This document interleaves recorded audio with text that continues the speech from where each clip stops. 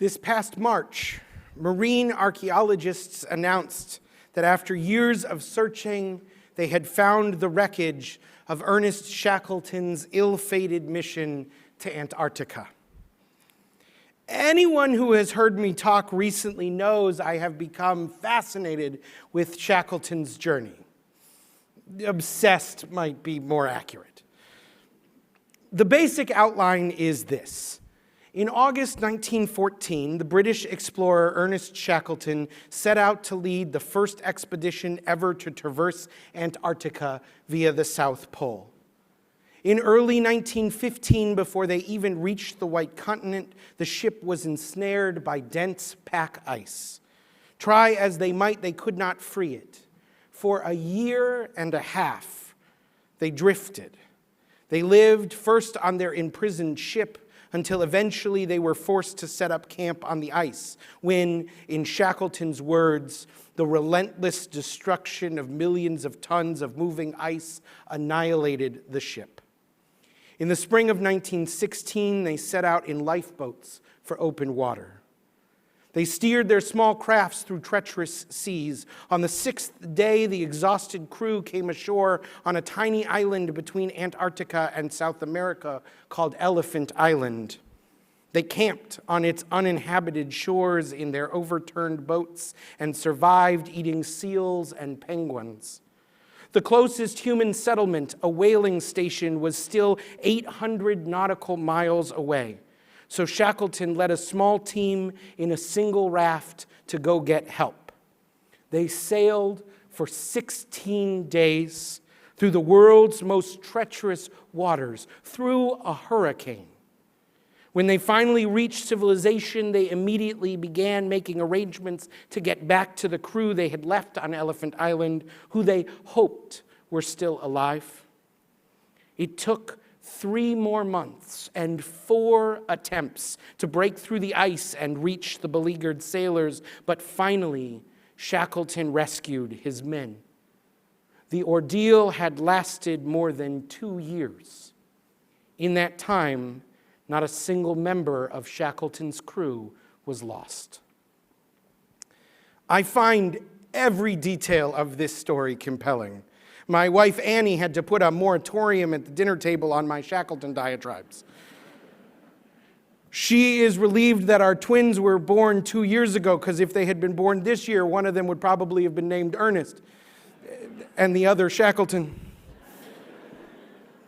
But of all the details of this story, there is one that inspires me the most. It's the reason I think that Shackleton's story is the story we need for Rosh HaShanah 5783. That detail is the name of the ship. In the long history of boat names, perhaps none has been more fitting than that of Sir Ernest Shackleton's vessel. He called his ship the Endurance. Though we have never traversed the Antarctic, nor survived on seal meat, nor rode for weeks through polar hurricanes, we all know something about endurance. We know about the will to move forward even when we cannot yet see the way. We know about pushing through the marathon even when our feet are aching and our muscles exhausted. We have emerged from the worst of the pandemic, and yet there are new dangers to endure. The reversal of basic human and constitutional rights, toxic polarization, climate change, the rise in violent extremism, and the crumbling of democracies around the world and here at home. We have reached what we thought was the end of the 26-mile marathon, only to discover that we are actually running a 100-mile ultra-marathon. There is so much more to endure. The Endurance set sail on August 4th, 1914, the day the United Kingdom declared war on Germany. 21 months later, when he reached the whaling station, Shackleton's first words to the manager there were, "Tell me, when was the war over?" "The war is not over," the manager answered. "Europe is mad, the world is mad." Shackleton and half the crew of the Endurance expedition would go on to serve in World War I. I empathize with these men who survived an ordeal and returned to a world of madness, who continued to have their endurance tested.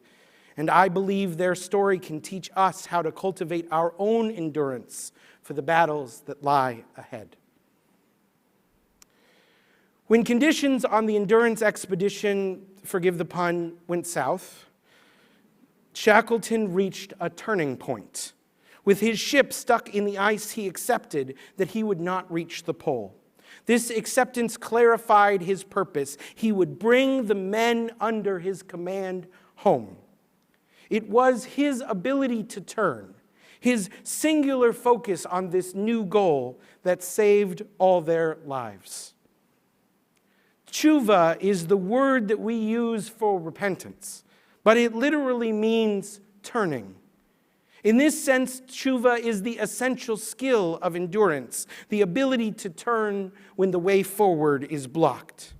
When you hit a wall, endurance is not pushing forward no matter what. Endurance is not grinding yourself into dust. Endurance is plotting a new course, going around the wall. Teshuvah, the turning, is not giving up. It's not surrender. It's reorienting and realigning. This is what Shackleton did so brilliantly. On an earlier expedition, the Nimrod excursion of 1907, I told you, I'm obsessed. He and his party came within 97 miles of being the first humans to ever reach the South Pole. Plagued by hunger, frostbite, and scurvy, Shackleton realized that he had enough food to make it to the pole, but not enough to make it back. Despite coming so close to his goal, he turned around to save his team. In Pirkei Avot, Rabbi Eliezer says, Shuv, turn one day before your death. Perhaps he means that failing to turn could be our demise. One of the men on the Nimrod expedition later estimated that if they had delayed turning back by even 1 hour, the team would certainly have died. This morning we heard Cantor Simmons chant the troubling story of the binding of Isaac. And I believe that the reason it is so disturbing is that it is a story about a failure to turn, the polar opposite of Shackleton's endurance.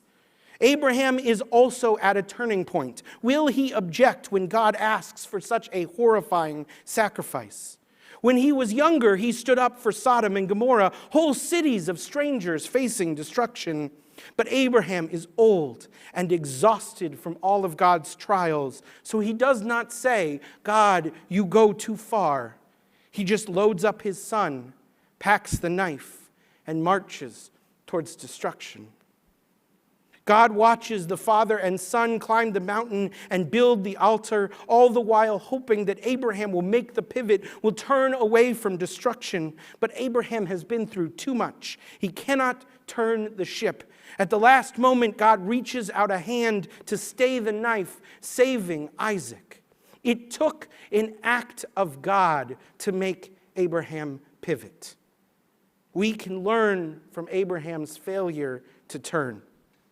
The High Holy Days remind us that God is always waiting for us to make the turn, that it's never too late to pivot, to do teshuvah when the way forward is deadly. For many of us, 2020 was the year of the pivot, our own test of endurance. For my family, it was one turning point after another. Our 2020 started when my wife Annie's water broke 18 weeks before her due date. That night she moved to Texas Children's, where she lived for 2 months until a sudden infection and emergency C-section brought the twins into the world. Arriving nearly 2 months premature meant that their first home was the neonatal intensive care unit. The healthier twin, Freddie, came home the week that COVID lockdowns began. Before Danny finally came home from the NICU in May, pandemic restrictions meant that only my wife could visit her. Any of these things might have been a challenge that required endurance. A newborn in the early days of pandemic, newborn twins, premature newborn twins in the early days of the pandemic. And to be clear, in this story, Annie is Ernest Shackleton. On the good ship Fixler family Endurance, I am the humble first mate. The pregnancy, the delivery, the family leave, none of it looked how we had dreamed. At each stage, we pivoted. We made it work. Looking back now, that experience has taught me just how flexible we can be when the circumstances require it. And I wonder how it was that we were able to do it. I wonder how any of us here have been able to do it. My pivots were no easier or harder than yours. What gives any of us the strength to keep on turning when ice blocks our path?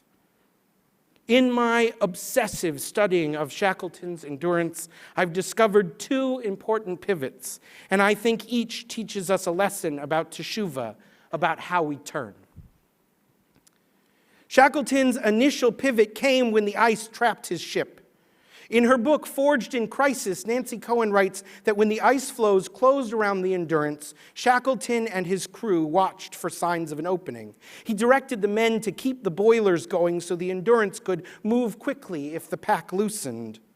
But after 8 days, the commander ordered the engine fires put out. Now the ship was captive in the ice, moving with the currents. Shackleton endured because he knew when to shut off the engine, when to accept that he had reached an impasse. This is Shackleton's first lesson of teshuvah, of turning. In the face of forces beyond his control, he chose to focus on what he could control.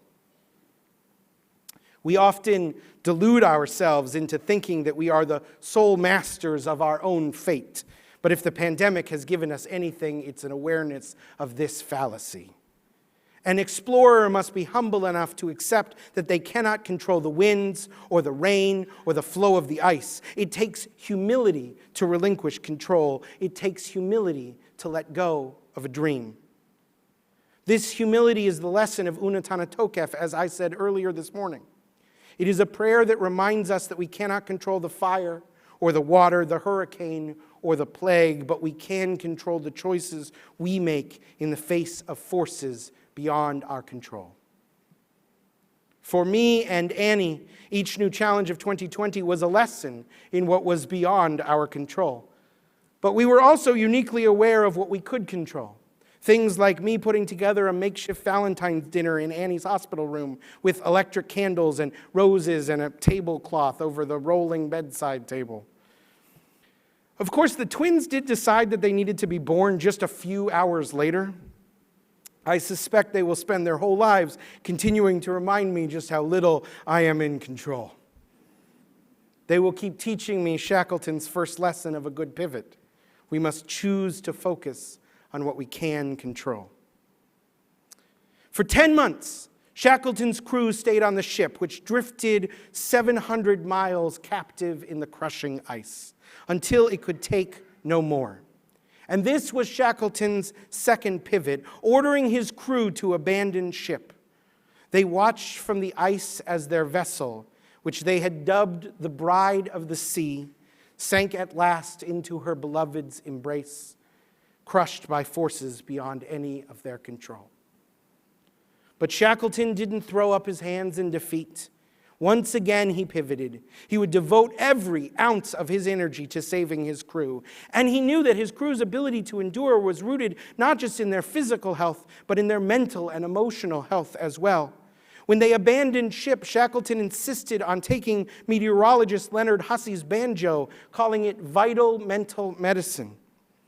For the 5 months they lived on the ice, the captain often went from tent to tent, encouraging his men, keeping their spirits up with his stories. He set a day where they all cut each other's hair for hygiene, but also camaraderie. I'm sure this sounds familiar to some in this room. Shackleton was able to pivot because he kept his eyes clearly trained on his values. They were his lodestar, the fixed point by which a sailor navigates even in dark and unforgiving seas. While his objectives changed, Shackleton's values never wavered. Though his primary values were duty and the preservation of life. Though he did not know it, Shackleton personified the Jewish value of pekuach nefesh, the belief that to save a single precious life is to save an entire world. His sense of duty to the men who served under him allowed him to focus on their needs in ways other captains might not. Shackleton's commitment to these values made it possible to turn before it was too late.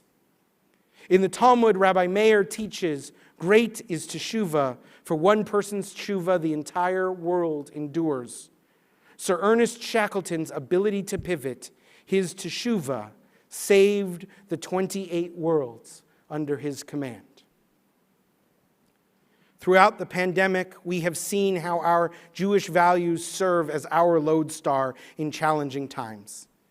Annie and I were called to pivot. Every person in this room was called to pivot, and we did. And it was hard, but our values helped guide us. Perhaps the pandemic even helped us to clarify our values so we could better make the turn. For me, as for Shackleton, pekuach nefesh was a guiding light. The pandemic was a lesson in the tangible ways that we could preserve life. And it was a time to be guided by our other values as well, values of justice and community, values of family and compassion. When our ship is trapped in the ice, when we face insurmountable challenges and we know we need to turn if we are to endure, our Jewish values are the way we ensure that we can map a new course in the right direction. It may not be a straight line. It may take us through even more challenging waters, but there are stars to light the way forward.